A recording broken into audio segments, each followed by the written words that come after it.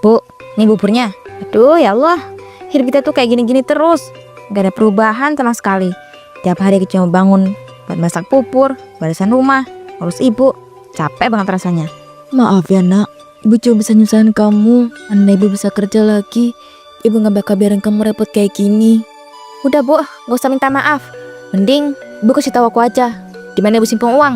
Uang, buat apa Rara? Lah ya buat belanja lah bu.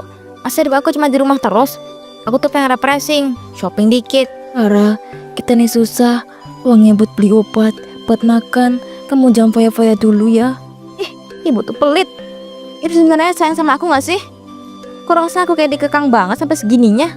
Kalau kamu benar-benar butuh, uang nanti ibu simpen nih buat tempukan baju lama ibu laci kayu. Nah gitu dong.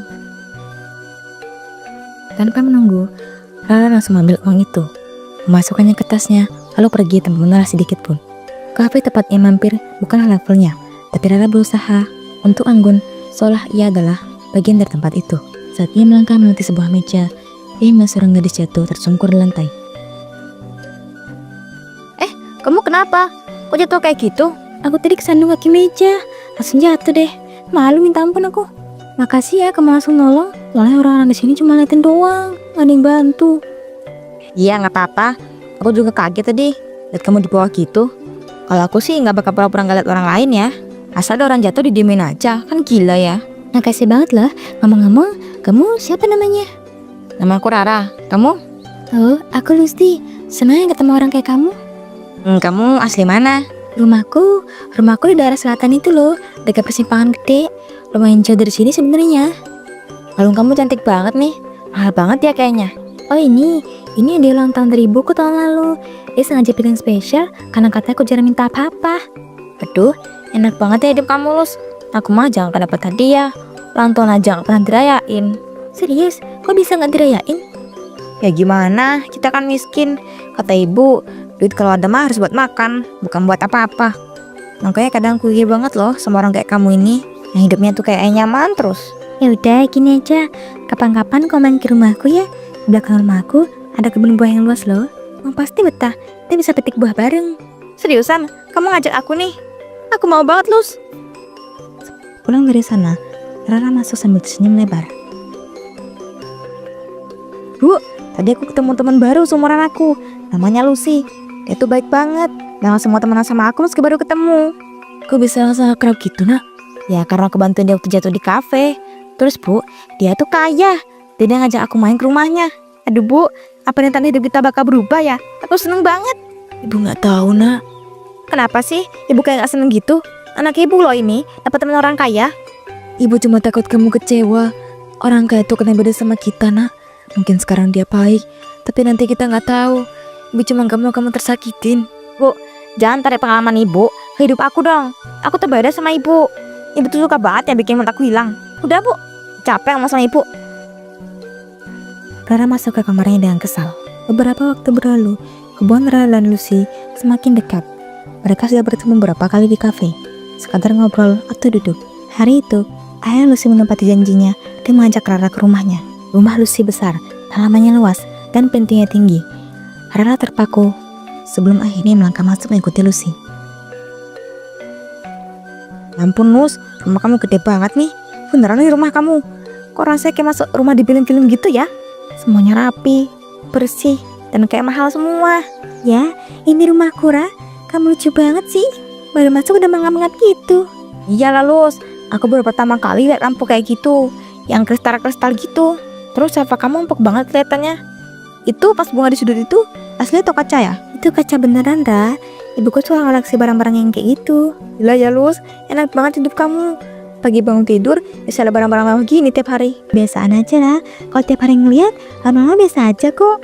Tapi aku seneng loh kamu excited gini. Ini Lus kebunnya? Ya, ini kebun buah yang aku bilang itu. Aku ngerawat sampai gede loh. Tapi aku juga suka bantu-bantu kok kalau lagi enggang. Ih, ada strawberry. Aku pernah lihat di TV, tapi nggak pernah makan. Ini hasil dari bibit kiriman teman ayahku dari luar kota. Seru banget loh ngerawatnya. Tapi ya, rasanya gitu-gitu aja, biasa. Aduh, asem sih. Lus, kok asem ganda? Nah ya emang strawberry itu asem Ra. Kamu kira apa? Ya aku kira manis. Soalnya kalau di TV-TV tuh artis-artis makannya kayaknya enak banget Karena rasanya tuh kayak permen stroberi. Ya beda Lara, aslinya emang gini. Kadang manis, tapi banyak yang asam.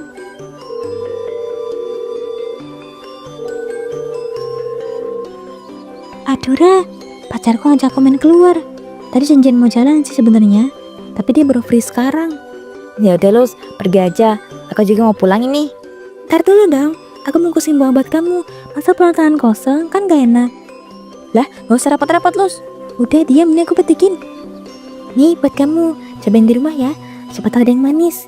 Makasih ya Lus, aku seneng banget hari ini. Ntar kapan-kapan aku main lagi ya. Ya harus, kamu tinggal bilang aja. Ra pulang dengan kantong buah itu seperti buah harta karun. Tati yang masuk ke rumah, Bu Rita duduk di ruang tamu sambil mencet kakinya. Loh Bu, kok duduk di sini? Udah enakan? Iya nak, agak enakan dikit. Kamu buah apa itu? Ini buah dari Lucy Bu. Yang ku ceritain itu loh, teman aku yang katanya orang kaya. Tadi aku main ke rumahnya Bu. Ya ampun, rumahnya gede banget Bu. Barang-barangnya bagus semua. Kebunnya aja luas, isinya buah semua. Syukurlah kalau kamu seneng, temenmu baik ya. Baik banget Bu. Dinda tuh gak sombong sama sekali. Beda sama orang-orang yang Bu bilang selama ini. Beberapa waktu berlalu, hari itu Lara pulang dari pasar setelah berhasil menawar tas di pasar. Ia meraih tas itu dengan bangga, meski uang di dompetnya tinggal recehan lagi. Karena tidak cukup untuk gojek, ia memutuskan untuk berjalan kaki. Namun tiba-tiba sebuah mobil berhenti di depan sampingnya. Kaca menurun. Rara, ngapain jalan sendirian gini? Panas banget loh. Lucy, aku habis dari pasar. Ya aku capek sih, tapi mau gimana? Ongkos sudah gak ada sama sekali. Ya ampun, sini naik. Daripada kamu gosong pinggir jalan. Kamu habis dari pasar beli apa tuh? Ini cuma beli tas, gitu aja sih. Itu doang. Kirain kamu beli sayur, pembuat kebutuhan apa gitu? Enggak, cuma tas. Tadi lihat warnanya cakep, jadi aku beli deh. Terus, hidup aku tuh kadang capek banget. Ibu sakit-sakitan terus. Aku ngurus-ngurus apa-apa. Kadang rasa sendirian banget. Ra, kamu gak harus tahan sendiri kayak gitu. Kalau butuh bantuan ngomong sama aku ya. Aduh, mau cerita panjang lebar aku jadinya. Maaf ya Lus, kadang belum aja gitu. Gak apa-apa, aku malah seneng kamu cerita. Oh iya, rumahmu lewat mana? Bentar lagi kok, 2 perempatan lagi terus belok kiri. Turunin situ aja akunya ya. Nanti aku jalan sendiri ke dalam. Nah, sekalian aja konter sampai depan rumah. Bahkan kalau gak keberatan, aku pengen membentar ke rumah kamu. Hah? Jangan deh Lus, rumahku berantakan. Gak ada apa-apa juga, malu laku. Aku cuma mau lihat doang kok, gak perlu mikir berantakan atau apa. Aduh gak enak, mungkin lain kali aja ya. Yaudah kalau kamu gak nyaman, gak apa-apa, lain kali ya berarti. Sampai di rumah, Rara langsung menggunakan tas barunya dan bercermin. Lumayan cantik sih, worth it lah. Nak, uang yang Bu kasih tadi udah sisa nggak? Beliin beras dulu Ki, beras kita udah habis. Udah habis uangnya Bu. Kan Ibu tahu, kalau aku dikasih uang pasti langsung habis semuanya. Allah Rara, kamu tuh gak mikir apa? Kita nih susah, uang segitu buat kebutuhan rumah. Kamu beli apa aja dari tadi? Kok bisa habis? Aku beli tas Bu, soalnya aku lihat bagus dan ya aku mau. Loh, katanya mau beli bahan dapur, kamu malah beli tas? Rara, kita lagi susah. Tas itu bisa nunggu. Ya aku capek Bu, gak boleh apa beli buat diri sendiri, sekali aja. Kamu tuh gak mikir jangka panjang apa? Ibu sakit, rumah butuh ini itu. Tapi kamu cuma mikirin gaya. Pertengkaran makin panas, hingga akhirnya Rara pun pergi keluar sambil membanting pintu. Seiring hari berlalu, Rara makin jarang berada di rumah. Ia sering pulang lewat tengah malam. Kadang malah tidak pulang sama sekali. Jika ditanya makan apa, ia selalu menjawab singkat bahwa sudah makan di luar. Pagi itu, ketika Rara hendak keluar lagi, Bu Rita langsung menghampirinya. Nah, ibu mau ngomong, kamu hari ini kemana aja? Kadang gak pulang semalaman. Ibu gak tahu kamu makan atau enggak. Aku makan di luar kok Bu, tenang aja. Di luar? Duit dari siapa?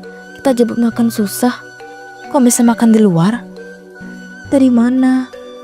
Ya adalah, pokoknya aku cari uang sendiri. Hah? Jawab jujur sama ibu. Kamu lakuin apa di luar? Kamu ngutang ya? Atau kamu... Enggak, udah Bu. Jangan nanya-nanya terus. Aku pusing. Aku mau keluar. Rara melewati ibunya tanpa menoleh sedikit pun. Seminggu kemudian, hari itu rumah sangat sepi. Bu Rita mendengar suara ketukan pintu. Dengan perlahan, ia membukanya. Bahan sana, seorang pria dengan buku catatan dan map tebal berdiri. Iya Bu, saya dari agen pinjaman mau menagih pembayaran yang jatuh tempo hari ini atas nama saudari Rara. Rara, tapi Rara nggak pernah bilang apa-apa soal pinjam uang, Pak. Pasti salah orang. Tidak Bu, namanya jelas tercatat jumlahnya sekian dan batas pembayaran hari ini. Dan batas pembayarannya hari ini. Kalau nggak ada uang, terpaksa barang di rumah ini bakal kami ambil sebagai gantinya. Jangan, Pak. Saya benar nggak punya uang. Mohon maaf Bu, ini perintah dari kantor. Kami ambil barangnya ya. Bu Rita pun hanya bisa menegaskan air mata ketika barang-barangnya diangkut oleh para petugas. Beberapa jam kemudian, Rara pun pulang sambil membawa makanan. Namun saat masuk, ia kaget karena rumahnya nyaris kosong. Bu, ini kenapa barang kita hilang semua? Tanyain ke diri kamu sendiri, Ra. Kamu pikir ibu nggak bakal tahu? Pinjaman kamu, utang, semua harus ibu tanggung. Aku... Kamu bikin rumahnya jatuh lebih dalam dari sebelumnya, nak. Kamu bikin ibu malu. Rara yang tertunduk, tak bisa menahan diri. Akhirnya sadar betapa jauh ia terseret lalu sifat gengsi yang tak terkontrol. Beberapa harinya, rumah itu kembali tenang meski kosong tanpa perabot. Namun, ketangan tak terusik lagi. Ketika suara ketukan pintu yang keras terdengar lagi. Kali ini, Rara yang membuka pintu. Di sana, sudah ada Lucy dengan wajah emosi. Mana janji kamu, ha? Kamu mau kabur ya dari aku? Enak banget ya kamu. Udah aku bantu, udah aku baik-baikin, malah ngelunca. Sabar dulu, Lus. Aku lagi ngumpulin duit ini buat bayar utangmu. Kasih waktu dikit lagi ya. Sumpah, ini aku lagi usaha banget. Gak peduli, tadi dulu ngomongnya gitu terus. Dan cuman terus, tapi gak ada hasilnya. Ternyata ini sifat asli kamu. Makanya kalau miskin, jangan sok gaya saya sini. Beli ini beli itu, tapi dia gak punya. Heh, kamu gak tahu ya rasa hidup kayak aku. Jangan sok atur hidup orang. Mana jadi orang kaya? Bukan urusan aku. Yang jelas kamu mau uangku balik. Dan secepatnya, besok aku datang lagi. Jangan berani lari. Tanpa menunggu jawaban, Lucy pun pergi. Saat Rara berbalik masuk, Bu Rita sudah di sana. Ia masuk ke kamarnya. Malamnya, hujan turun dengan deras. Semua orang sudah tidur. Namun Rara, dengan jaketnya dan kegelisahannya, mencoba kabur diam-diam, walaupun ke pintu belakang. Namun, baru beberapa langkah, tiba-tiba kakinya menginjak sesuatu tajam di lantai yang gelap. Ternyata, itu adalah parku berkarat yang menancap di telapak kakinya. Rara langsung merembes. Dan teriakan itu membuat Bu Rita bangun. Rara segera dibawa masuk. Rara pun menangis, bukan karena hanya sakit, tapi karena rasa bersalah yang akhirnya menumpuk terlalu berat. Beberapa hari berlalu, Rara memutuskan berubah. Ia mulai membuka usaha berjualan gorengan untuk membantu ibunya.